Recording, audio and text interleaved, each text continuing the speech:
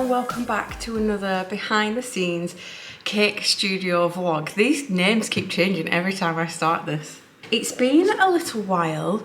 I'll catch you up on everything that has happened during February because it is now the beginning of March. But this week I have a Lego themed cake going to Legoland at the Trafford Centre. And I also have to get my very first taster boxes out in the post to my upcoming wedding couple. So that's exciting. Right now it is 8:20 on a Wednesday morning. And I am just making my first lot of ganache. The studio behind me isn't in the best shape. I have boxes everywhere because I've been at a wedding fair this past weekend, so everything kind of just got dumped. But stick around whilst we make this Lego cake. Oh my gosh, I've just realised I just look like a thumb with a hairline. I do have a ponytail hiding at the back. Right, I have one cake fully ganached and I cannot start my second cake because I have left my Oreos at home and it's an Oreo flavoured filling. So I'm gonna have to wait until dinner time to be able to nip home and get the Oreo and finish the cake. But I am working on my taster boxes. So I've cut all my cellophane down to size. I have a nice big chunk of them here ready to go. And I've just cut my first slices. So these are my Oreo chunks. They are still slightly defrosting. This is the only time I will ever freeze cake, and that is for the tasters, just because you're able to cut them nice and cleanly whilst they're frozen, and all the filling's nice and straight and your cake's nice and straight. So I've chosen the side that I think looks the nicest, and I'm going to place that down onto my cellophane. They're just at the stage where they're slightly defrosting now. It's easier to cut it when they're on their way to being defrosted. So then I'm going to wrap the sides over onto the back. Essentially, just wrap it up like a Christmas present. Just creating the little triangles. And popping some sellotape on to keep them shut, keep it nice and tight.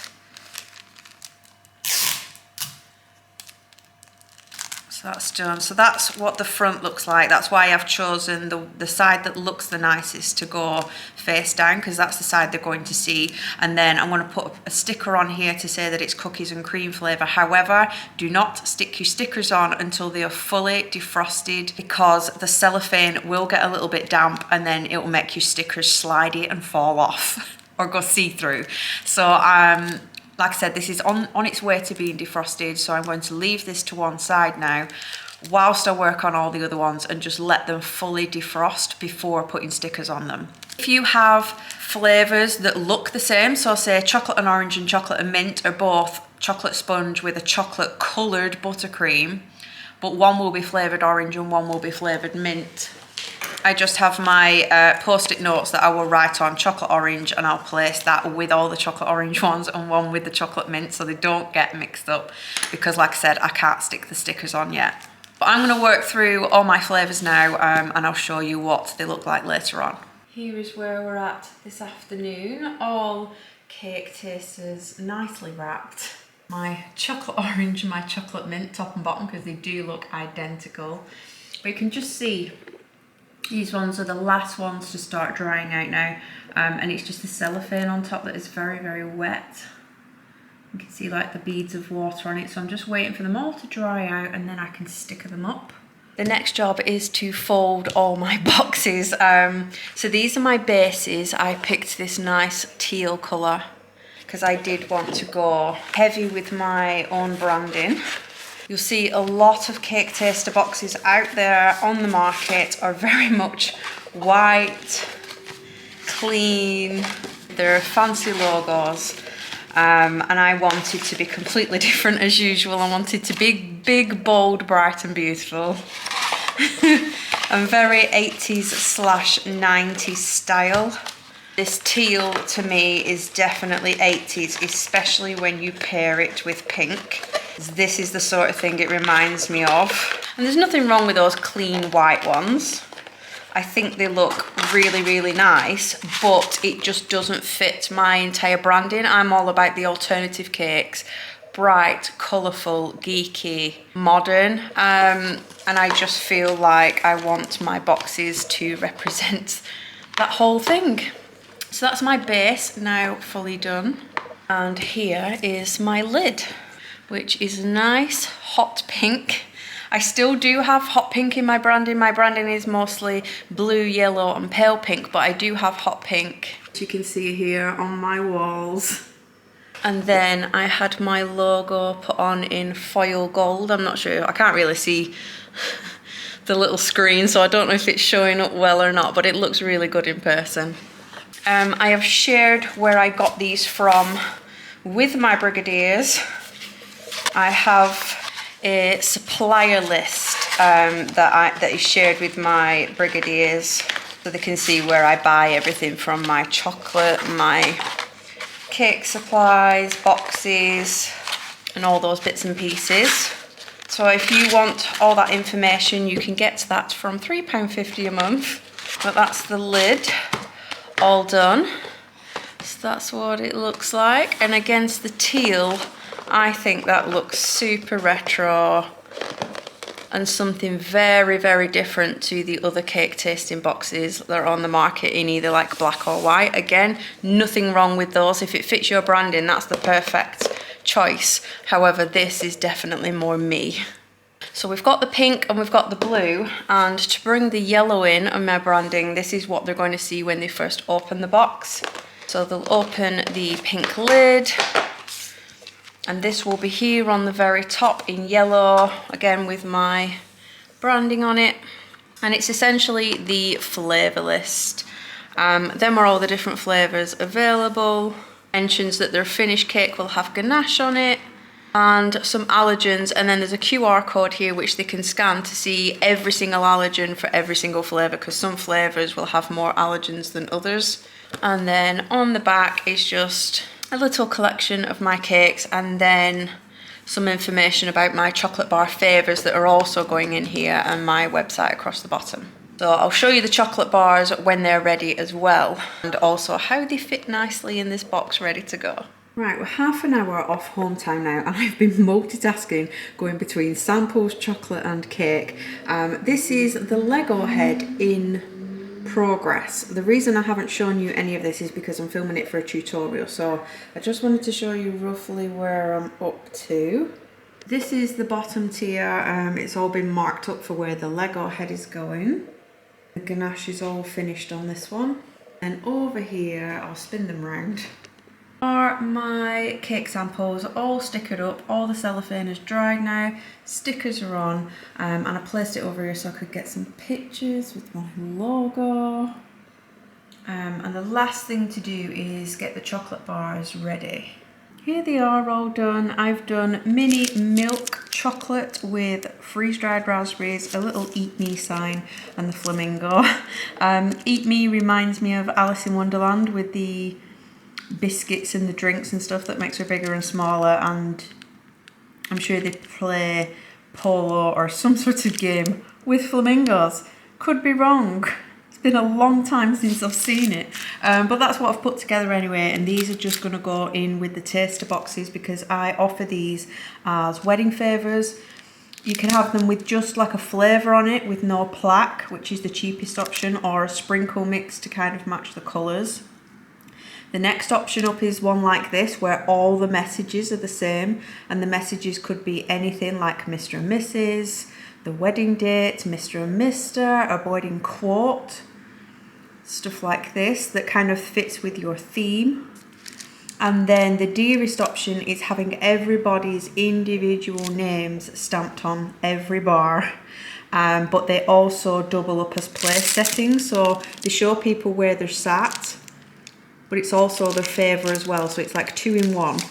So they're all now packaged up. The only thing I need to do is put the allergen stickers on the back, which means these aren't going out until tomorrow now because I have run out of time, but I'm going to go home, have a carbonara, and I'll see you tomorrow.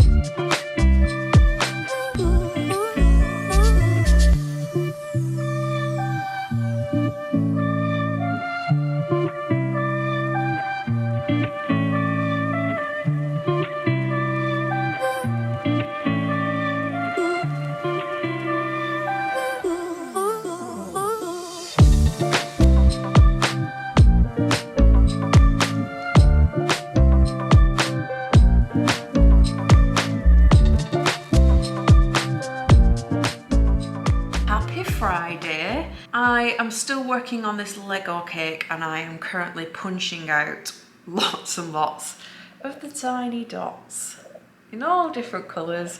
So I'm going to be here for a little while.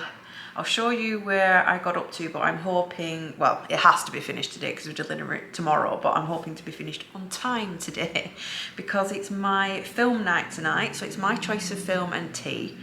I think I'm going to go for like Indian burgers. Sorry, there's lots of noise going on outside. There's like big trucks everywhere. But it's basically a burger made with mince, but with lots of Indian spices in. And instead of like onions, you put an onion bhaji on top of your burger. And mango chutney mixed with mayo. It's really good, nice and different. And my choice of film, I've decided to go with Unbreakable, the very old film now with Bruce Willis in. I haven't seen it for such a long time, I've completely forgotten what happens. It was Abby's film night last time and she chose Halloween with Michael Myers. But I thought I'd catch you up on what has been happening throughout February because I haven't had any orders in February because not many people getting married in February. So it's a pretty quiet month for cake makers really. I did make the hedgehog cake. That was for my mum's birthday in February. And that went up last night on YouTube. Last night to me, probably a week ago for you. So please go and watch that if you haven't already and I'll leave it linked below. And I also made my challenge piece for the brigade. So they voted for the theme Easter Lambeth. I don't think I can show you that yet because the deadline isn't until the 20th of March. So maybe you've got another week to go before I can show you that. But that tutorial is coming soon. So I made 2 cakes in February. They weren't orders though. But I had been working on my taster boxes, which you saw me put together. They are now out in the post. I posted them yesterday by 24-hour delivery. So hopefully they start arriving with people today. And hopefully they like them. But I am super proud of them and how they look. I have photographed them to death. I am posting a reel tonight over on my Instagram. But I have got my dots ready now. So I'll spin you around to see whereabouts I'm up to. So we have got all the bricks on, all hand cut, not an edible image. And I am just getting around to sticking all the dots on the top of the Lego bricks and I've got my Lego head sat on top. I've also been working on my website throughout February. I used to be really up to date with my website. Every time I made a new cake, I would update the gallery, the new cakes would go on, then they'd be pinned to Pinterest, and I used to be really on top of it, and then I don't know what happened, but I just let everything go. And I hadn't put any new cake pictures on my website for about 2 years. That's how bad it got. So I decided to give my website a little revamp. It's not a major design overhaul, but I did just try to streamline everything a little bit, make it easier for people to find things that they were looking for, and added my chocolate favours as an option. I'm kind of just working on admin stuff really. I've got a couple of cakes to design. I've been doing my emails. Obviously I designed my leaflets for my taster box as well during that time. Oh my god, I've run out of red dots. How annoying. Let me cut some more. I've also designed something that I'm having made for my brigadiers. So during the cherry mail, just to explain, cherry mail is like a surprise parcel in the post. They don't know what the contents are, but Cherry Plus members can opt to purchase like a mystery mail every now and again, and I give them a theme. So the theme for what should have been sent in February was excellent, emphasis on the word egg. And it has been delayed because it was something I designed and I've had to have made. So it's been delayed for a little bit. I'm hoping that arrives this weekend, or at least it'll be finished this weekend, and then I'll just have to wait for them to get to me. So I'm hoping to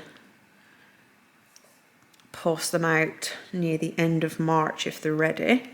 So I've been doing that as well. I know that was very like cryptic and secretive, but The Cherry Plus members haven't got it in the post yet, so I can't say too much, but you will know about it when I'm ready to post them in the shop. So it's a new little product. I am excited to see what they look like. But safe to say, even though I've only made 2 cakes in February, I've been very, very busy behind the scenes designing other things. And now it's March, the cakes are kicking back in again. The vlogs are kicking back in again. Please let me know what you like to see in the vlogs. I'm getting a little bit... I do this now and again from time to time. When the views start going down, I start wondering what I'm going to do. Or do I pack it in? Do I carry on? What do people want to see? So I guess I'm just asking you, really. And I just get this now and again when I see like the views dropping, and I just want to make content that you want to watch, really. And probably not me punching out loads of little red dots. But I need to swap my camera background now for my tutorial camera. So this is my vlogging camera. And over here on my tripod is my tutorial camera. So I'm going to pull this into position now to film me putting some more dots on. And this tutorial should be ready for you soon. Half an hour till home time and I am done. I am so chuffed with this one. I love how it's turned out. Especially because Joshua's mum sent like an inspiration picture. Well, she sent a few over saying something like this, along the lines of these cakes for Lego. But the ones online are kind of just like a regular cake on top with the face on. So it's just like a regular tall, like 5-inch cake with a face on it. And she did say that they don't really look like Lego heads because Lego heads are a bit rounded, and I completely agreed with her. It does make it a lot harder. You do have to watch the tutorial if you want to see the whole like inner workings of how this head is kind of constructed, instead of like, it's dead easy to just stick a cake on top that's 5-inch yellow with a face on it. But to make it more rounded like, and it's stood on a platform and it has the little platform to make it look more like an actual Lego head.